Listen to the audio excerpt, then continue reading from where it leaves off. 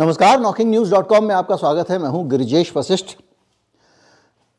Congress party को एक जो बीजेपी की तो एक वॉशिंग मशीन है जिसमें पाप धुल जाते हैं, करप्शन धुल जाता है, लेकिन कांग्रेस पार्टी को एक ऐसी वॉशिंग मशीन मिल गई है जो धोबी पछाड़ धुलाई करती है और उस वॉशिंग मशीन का नाम है खड़गे वॉशिंग मशीन। चाहे नेहरू पर उछाला गया कीचड़ हो, खड़गे की मशीन साफ कर देती है। इतिहास को लेकर फैलाया गया भ्रम हो, खड़गे ने आज साफ कर दिया। और देश के इतिहास में, संसद के इतिहास में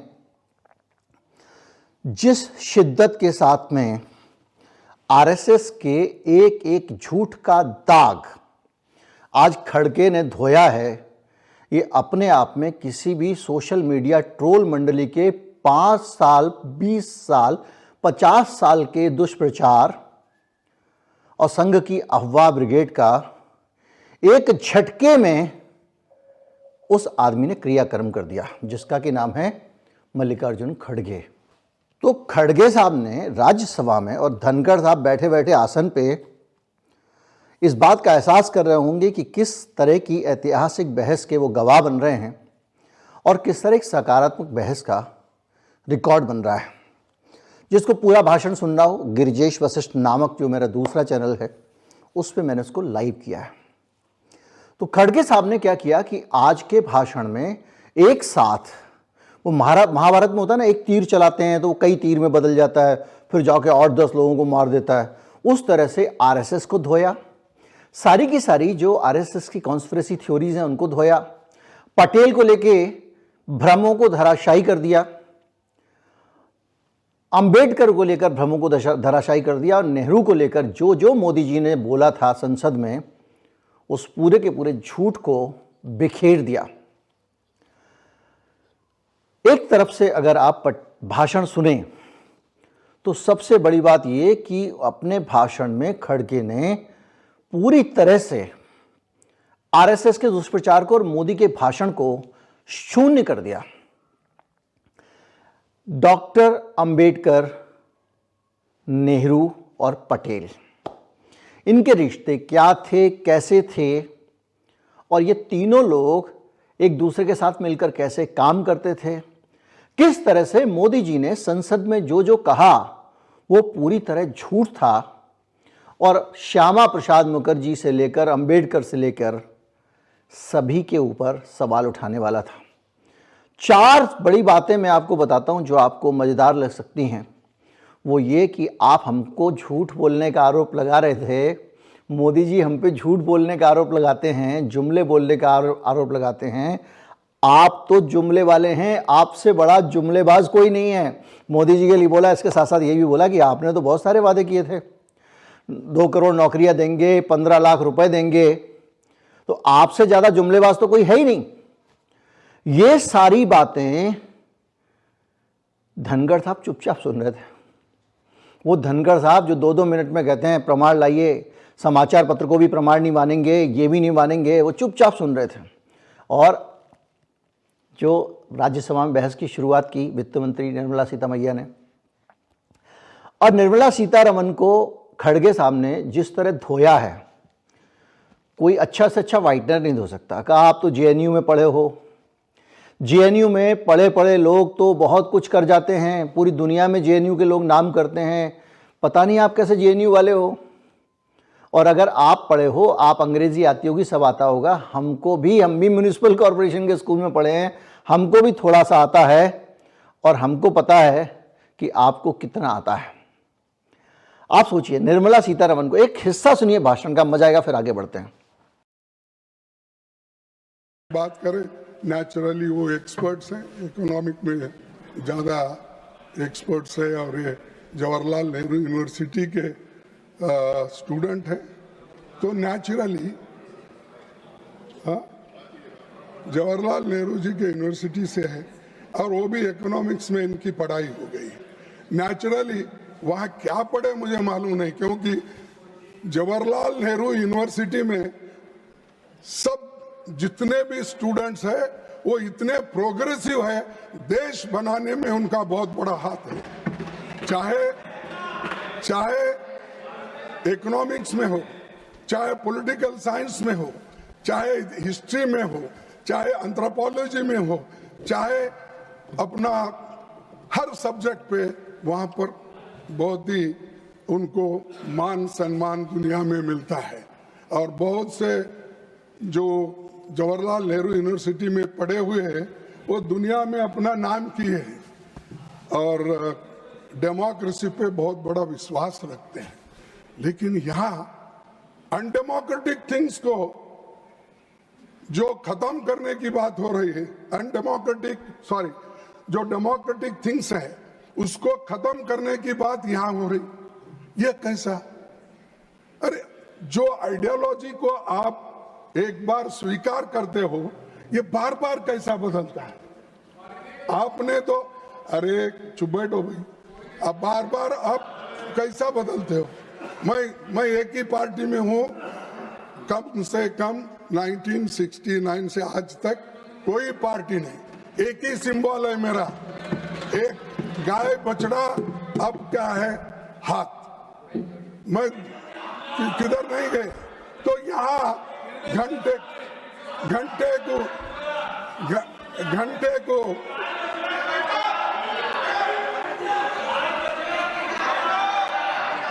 सर जरा इनको चुप रहने का भी बोलिए, क्योंकि मैं तो चुप बैठा था जब निर्मला सीतारामन जी बात कर रही थी। कुछ नहीं सर, पता नहीं कब ये हृदय परिवर्तन हुआ इनका।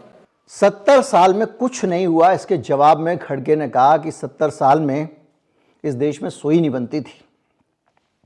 आप डॉक्टर बने इन 70 सालों में, आप इंजीनियर बने इन 70 सालों में, मोदी प्रधानमंत्री बने इन 70 सालों में, मैं एक मजदूर का बेटा प्रतिपक्ष का नेता बना इन 70 सालों में, और अपने आप को 30 मार खा मत समझिए, ये नेहरू के कारण हुआ। नेहरू की देन है, ये नेहरू ने दिया इस देश में कि इतने सारे लोग पढ़ लिख कर निकल रहे हैं, और जिस जवाहरलाल नेहरू यूनिवर्सिटी से आप निकले हो वो भी वहाँ से निकला। इसके अलावा जो एक मोदी जी ने पहले संविधान संशोधन की बात कही थी कि अध्यादेश लाके नेहरू जी ने देश का पहला संविधान संशोधन किया था, ये देश के संविधान के विरोधी हैं, तो उसके उत्तर में खड़गे ने कहा कि नेहरू जी ने नहीं किया था। उस वक्त एक काम चलाऊ लोकसभा थी, और उस लोकसभा में वही सब लोग थे जो भारत का संविधान बनाने वाले थे। जिन्होंने संविधान बनाया था उन्हीं लोगों ने बैठ के, उसमें श्यामा प्रसाद मुखर्जी भी थे, अंबेडकर भी थे, उन्हीं लोगों ने ये संविधान संशोधन किया। और खड़गे ने जो तथ्य छुपा गए थे मोदी को सामने रख दिया कि वो संविधान संशोधन इसलिए किया गया था क्योंकि दलितों के आरक्षण को लेकर कुछ अड़चनें थीं, और अदालत इस बात पर उतारू थी कि दलितों का आरक्षण खत्म कर दिया जाए, और उसके अलावा कोई रास्ता नहीं था कि हम संविधान संशोधन करते। ये जो उत्तर है, इस उत्तर से बीजेपी दलित विरोधी है, ये वो सारी चीजें तो आई गई। और मोदी जी ने जो संविधान संशोधन का जो कहीं से निकाल के लोग उनको दे देते हैं एक एक लाइन का, जिसको खड़गे ने आज कहा कि आरएसएस की जो अफवाह फैक्ट्री है, सचमुच वो आधे अधूरे ज्ञान को इन्होंने पूरा खोल के रख दिया। एक और अच्छी बात खड़गे के भाषण से इस देश के बारे में पता चली, जिस पे हम सबको गर्व हो सकता है। खड़गे ने कहा कि दुनिया के बहुत सारे यूरोप के बड़े बड़े देशों में, सभ्य देशों में जो डेमोक्रेसी की बड़ी बड़ी बातें करते थे, महिलाओं को मताधिकार नहीं था। भारत देश जिस दिन आज़ाद हुआ है उसी दिन से भारत में सभी वयस्कों को वोट डालने का अधिकार मिला। ना जाति, ना धर्म, ना जेंडर, कोई भेदभाव नहीं था। और ये अपने आप में हमारे संविधान की महानता है। ऐसा होता है ना, बहुत सारी चीज़ें हमको दिखती नहीं है जो हमारे पास ऑलरेडी हैं, हमको एहसास ही नहीं है कि हमारे पास क्या है। और ये भी कहा कि अगर ये महिलाओं वाला आरक्षण का कानून है, आप हमारी सरकार आ जाने दो, आप जो लटका रहे हो हम झट से लाके भी दे देंगे। ये भाषण का हिस्सा इतिहास के नज़रिए से बहुत इंपॉर्टेंट है, सुनना चाहिए। लेकिन संविधान पर खतरा बना हुआ है। आने वाली पीढ़ियों के लिए इसे सहेज कर रखने के लिए हमें लगातार चौकन्ना रहना पड़ेगा, सतर्क रहना पड़ेगा क्योंकि इनकी मंशा कब बदलती क्या होती मालूम नहीं है। इसीलिए क्योंकि जो लोग 70 साल पहले अपनी पार्टी जो स्थापना की थी और अपना इनका जो मेन सपोर्टर है आरएसएस, ये सब लोग इसके खिलाफ बोलते गए, लेकिन कम से कम उनको अब देश के यानी सुरक्षित रखने का, एक रखने का अब बुद्धि। खड़गे ने यह भी कहा कि आरएसएस ने महिलाओं को वोट का अधिकार देने का विरोध किया था, और ये रिकॉर्ड में ये वो चीजें हैं जो एक अच्छी बहस जब होती है संसद में तो देश जानता है रिकॉर्ड में कुछ अच्छी चीजें आती हैं। अजीबोगरीब तरह की बातें, बालक बुद्धि, ये सब बोले भारत का प्रधानमंत्री बोले तो इससे ना तो देश को कोई जानकारी मिलती है, ना संसद के रिकॉर्ड में कोई अच्छी जानकारी आती है, ना उसको कोई गंभीर बहस कह सकते। इसी तरह से उन्होंने कहा कि हमको जुमला वाला कहते हो, आपसे बड़ा झूठा कोई नहीं है, और बार बार कहा कि आपकी सोच संविधान के खिलाफ है। आप बार बार नेहरू को गाली देते हो, पटेल के बारे में अफवाह फैलाते हो। खड़गे ने इस देश को संगठित करने का श्रेय तो दिया पटेल को, लेकिन जन्मदिन पर जो चिट्ठी लिखी है पटेल ने उसको पढ़ के सुनाया, जिसमें सीधे आरएसएस और सावरकर पर हमला था। उसमें पटेल ने लिखा कि कुछ लोग ये माहौल बनाने की कोशिश कर रहे हैं कि मेरे आपके साथ मतभेद हैं, और ये भी माहौल बनाने की कोशिश कर रहे हैं कुछ लोग, भोले भाले लोग ये बात मान भी ले रहे हैं कि मेरे आपके साथ मतभेद हैं। वो नहीं जानते कि आपकी अहमियत मेरे लिए क्या है। और इसमें बहुत सारी ऐसी बातें पटेल ने कहीं जिनसे पता चलता है कि पटेल और नेहरू का रिश्ता वो रिश्ता था जो आज शायद मोदी और शाह का, बल्कि उससे भी ज़्यादा घनिष्ठ रिश्ता था।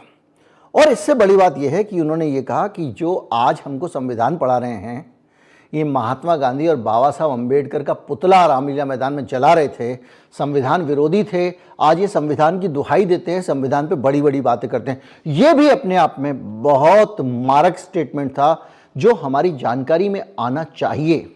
एक 1.25 घंटे का भाषण था, उसमें से जरूरी चीजें मैं आपको सुनवा रहा हूं। दूसरी चीज, प्रधानमंत्री ने यह भी कहा 1951 में जब चुनी सरकार नहीं थी, नेहरू जी ने अध्यादेश लाकर संविधान को बदला। सुने आप, ये उनके ही वर्ड है जो मेरे को प्रेस में मिला और कच्ची कॉपी जो मिली। तो मैं उनसे पूछना चाहता हूं क्यों लाया गया। प्रधानमंत्री जी शायद भूल गए कि संविधान का पहला संशोधन प्रोविजनल पार्लियामेंट ने किया था। प्रोविजनल पार्लियामेंट ने किया था, जिसके सदस्य संविधान सभा के ही सदस्य थे, इंक्लूडिंग हमारे श्यामा प्रसाद मुखर्जी। तो ये संशोधन इसलिए हुआ था ताकि पिछड़ी जातियों को आरक्षण दिया जाए और जमींदारी अबोलिशन हो सके। मैं सदन को बताना चाहता हूं कि उस दौरान state of Madras versus Champakam Dorairajan मामले में मद्रास स्टेट के रिजर्वेशन के फैसले को सुप्रीम कोर्ट ने खारिज कर दिया था।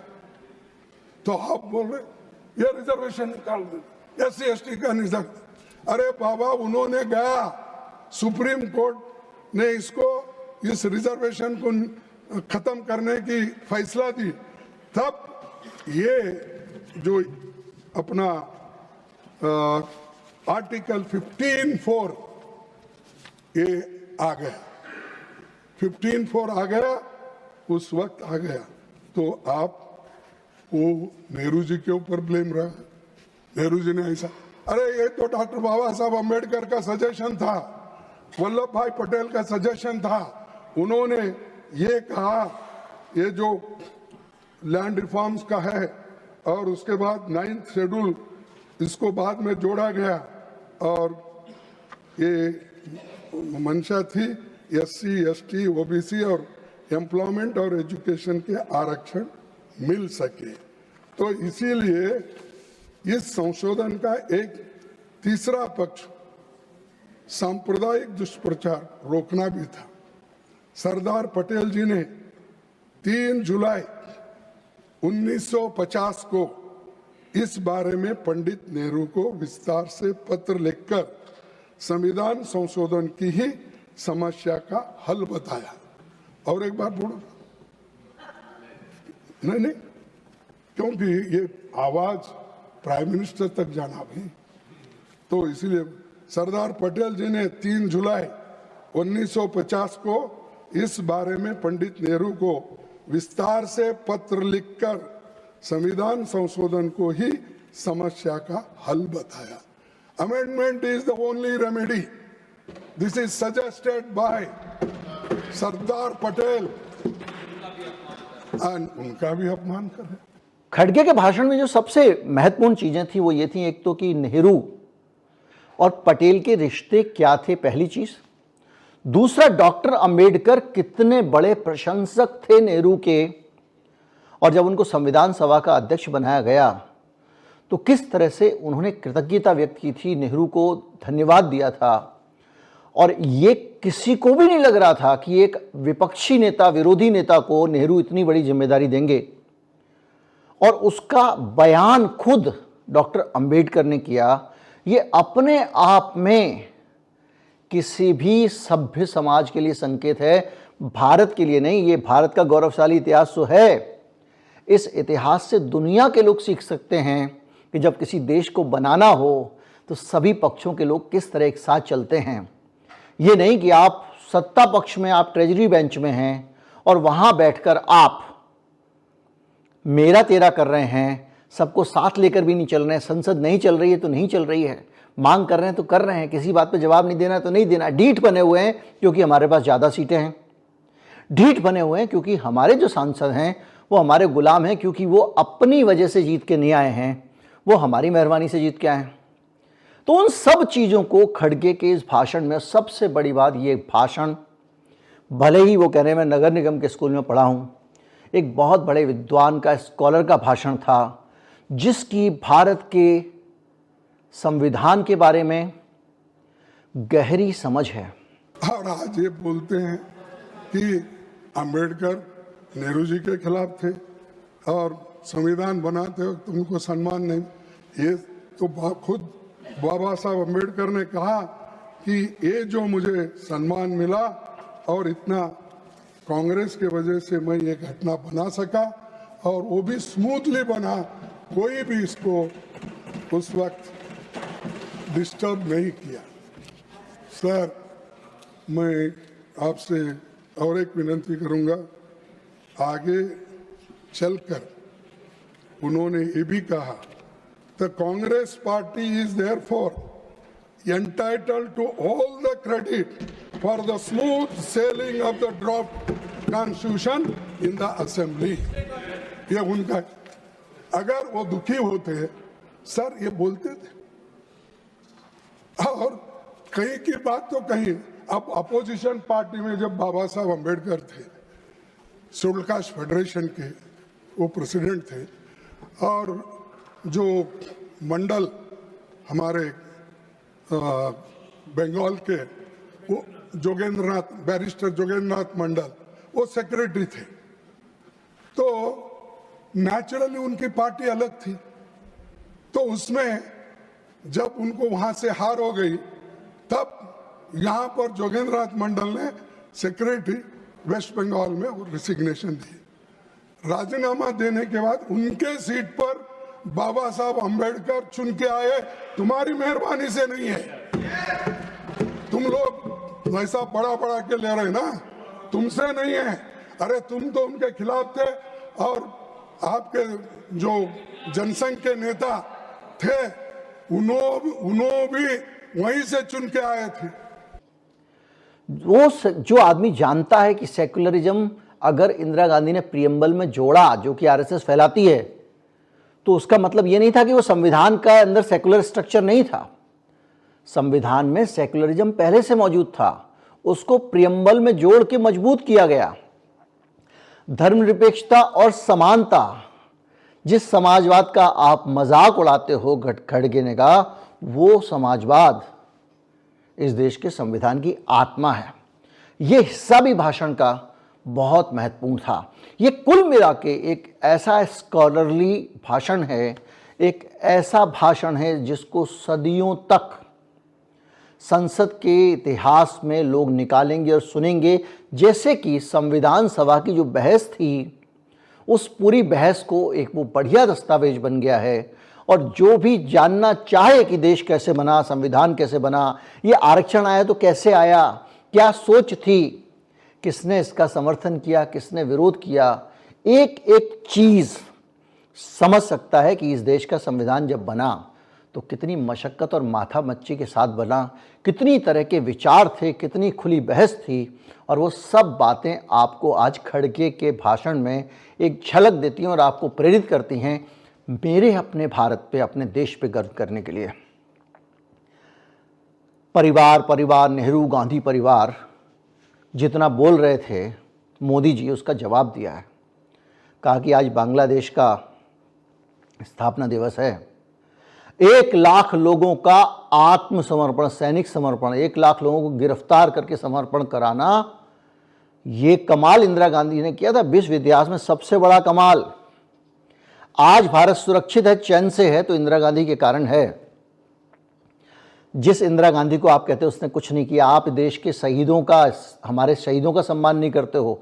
जो दिवंगत हैं, दुनिया से जा चुके हैं, उनको आप अपमानित करते हो और आप झूठ बोल के अपमानित करते हो। खड़गे ने कहा कि रिकॉर्ड पे आना चाहिए और मोदी जी को माफ़ी मांगनी चाहिए कि उन्होंने इतना झूठ संसद में क्यों बोला। ये अपने आप में एक बहुत गहराई वाला भाषण है। जो लोग सचमुच इस देश से प्यार करते हैं, उनको इस देश में अतीत के बारे में पता होना चाहिए। पता होना चाहिए कि नेहरू और पटेल किस तरह से टीम थे। अंबेडकर को नेहरू ने क्या इज्जत दी थी और अंबेडकर नेहरू को कितना मानते थे। ये सब लोग किस तरह से मिलकर सिर्फ देश के बारे में सोचते थे, ये पता चलना चाहिए। जो यहाँ समझाया जाता है अपने बारे में सोचते थे, प्रधानमंत्री बनना चाहते थे, जिन्ना मरने वाला था नेहरू को पता था, उसके बावजूद, अरे भाई जिन्ना क्या करता, जिन्ना अगर चाहता भी तो भी बंटवारा इसलिए नहीं रोक सकता था क्योंकि सावरकर 1930 से ही, बल्कि 23 से लगातार हिंदू मुसलमान फैला रहा था और जिन्ना के ऊपर एक ऐसा प्रेशर बना, जिन्ना ने तो उसको मेटलाइज किया इतना ज्यादा। जो जैसे आजकल वातावरण बन रहा है, ऐसा जहरीला वातावरण बन गया था कि मुसलमानों को आसानी से जिन्ना ने अपने पक्ष में किया और कहा ये सही है। और उस वातावरण में जिन्ना को एक्सक्यूज मिला, ये बहाना मिला कि इस देश में मुसलमान चैन से नहीं रह सकते, इसलिए हमको अलग कर दो। जैसे होता है ना, घर में 2 भाई रहते हैं, वो बड़े वाले की जेठानी रोज ही परेशान किए पड़ी है, तो छोटा वाला कहता है कि अम्मा हमको अलग कर दो। इस तरह का जेस्चर, मैं जस्टिफाई नहीं कर रहा हूं देश के बंटवारे को, लेकिन देश के बंटवारे के लिए जैसे हालात और वातावरण में इस देश में पैदा किया गया था, उसका 50%, 25% अभी भी हो रहा है हमारी आंखों के सामने। उस वातावरण ने इस देश को बंटवारे में बदला और ये झलक आज के इस भाषण में मिलती है उस इतिहास की भारत के। और मुझे लगता है कि अब व्हाट्सएप यूनिवर्सिटी से जानकारियां लेना सबको छोड़ना चाहिए। आप किसी भी विचारधारा को पसंद करते हो, अपनी जानकारी को निकालो इतिहास से और जांचो।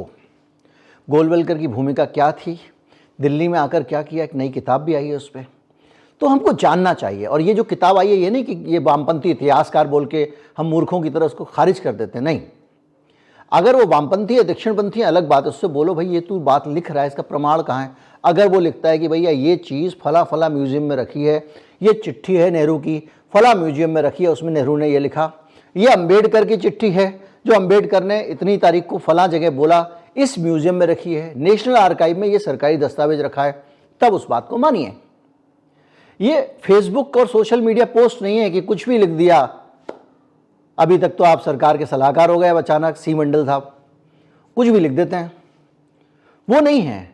आप रिसर्च करिए, आप तथ्यों के साथ चीज रखिए और जो भी है वो सामने रखिए। जैसे मैंने आपके सामने आज के भाषण के हिस्से रखे, जैसे मैं अखबार की वो कटिंग निकाल के आपको देता हूं, तथ्यों के साथ रखिए। आपकी बात सही है गलत है जांच लीजिए, और मेरा मानना यह है रखिए ही नहीं, आपके पास जो व्हाट्सएप पे आ रहा है उसके तथ्यों को जांच लीजिए।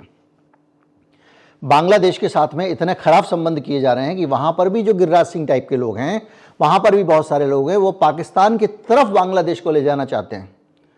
आज एक बयान आया प्रोफेसर साहब का कि बांग्लादेश का और पाकिस्तान का समान दुश्मन है। ये जो हरकतें आप यहां कर रहे हो, ऐसा करते करते आप धीरे धीरे, अभी तक हम दोनों तरफ से अलग अलग लोग थे, अब दोनों को एक साथ दुश्मन बनाओगे। जो काम अंग्रेज कर गए थे, पाकिस्तान से भारत को घेर गए थे, वो काम आप फिर करने जा रहे हो।